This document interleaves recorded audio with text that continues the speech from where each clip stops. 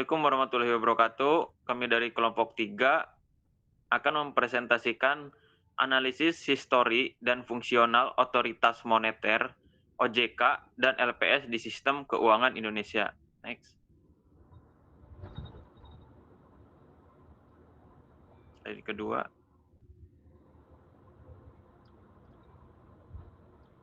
Sebelumnya kami perkenalkan nama anggota kelompok. Yang pertama saya sendiri Jafar Arofik, lalu ada Khofifah Khaila Sabila, Eva Agustina Permadi, dan terakhir Nurliana Sianturi.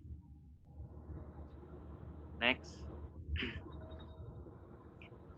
Model penelitiannya adalah yang pertama, identifikasi masalah. Menentukan fokus penelitian berdasarkan isu terkini, sistem keuangan dan tata kelola otoritas. Yang kedua, studi literatur, mengumpulkan teori dan referensi historis terkait otoritas moneter, OJK, dan LPS.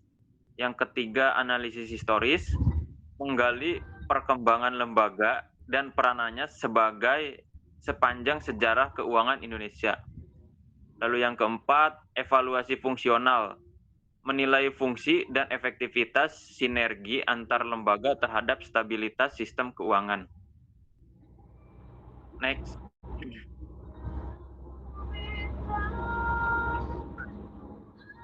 Latar belakang, peran strategis otoritas keuangan dalam menjaga kestabilan dan integritas sistem keuangan nasional. Lalu rumusan masalahnya adalah bagaimana peran historis dan fungsional otoritas moneter, OJK, dan LPS dalam sistem keuangan Indonesia. Lalu urgensi penelitiannya adalah memahami interaksi dan sinergi antar lembaga guna memperkuat kebijakan pengawasan dan perlindungan keuangan. Selanjutnya akan dibacakan oleh rekan saya.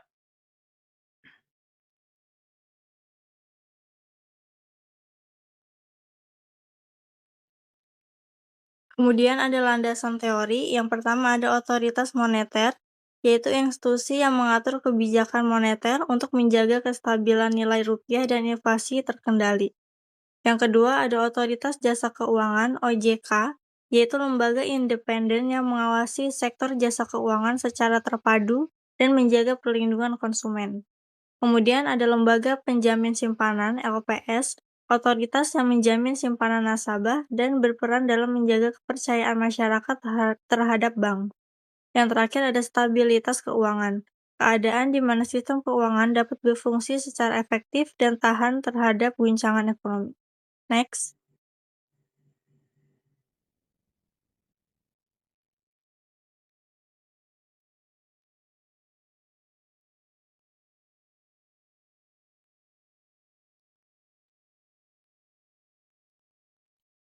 Kemudian ada metodologi penelitian. 1. Pendekatan kualitatif, menggunakan analisis mendalam untuk memahami konteks dan dinamika lembaga keuangan. Yang kedua, studi literatur, pengumpulan data sekunder dari literatur akademis, kebijakan, dan dokumen historis.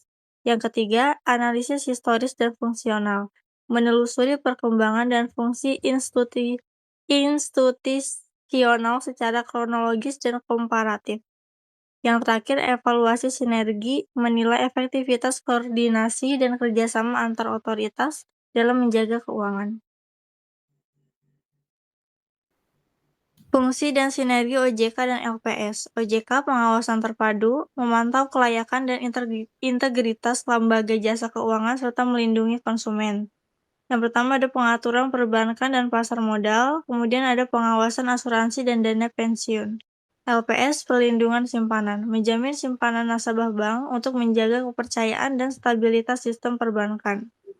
Yang pertama ada penanganan bank gagal dan peran dalam mitigasi resiko sistematik. Tantangan dan peluang sinergi lembaga keuangan. Koordinasi kebijakan, menjaga keselarasan kebijakan antara otoritas untuk menghindari tumpang tindih. Yang kedua, transparansi dan akuntabilitas, meningkatkan keterbukaan informasi guna memperkuat kepercayaan publik. Dan yang terakhir, peningkatan kapasitas, pengembangan sumber daya manusia dan teknologi untuk pengawasan efektif. Next. Oke. Yang selanjutnya ada peran historis otoritas moneter, yaitu pendirian dan fungsi awal. Bank Indonesia awalnya berperan dalam pengaturan moneter dan stabilitas nilai tukar rupiah. Peran pasca krisis 1998, penguatan kebijakan moneter dan sistem pembayaran sebagai respon terhadap krisis ekonomi besar. Yang terakhir ada reformasi dan independensi. Menjadi otoritas moneter independen sejak 1999 untuk memperkuat kredibilitas dan transparansi.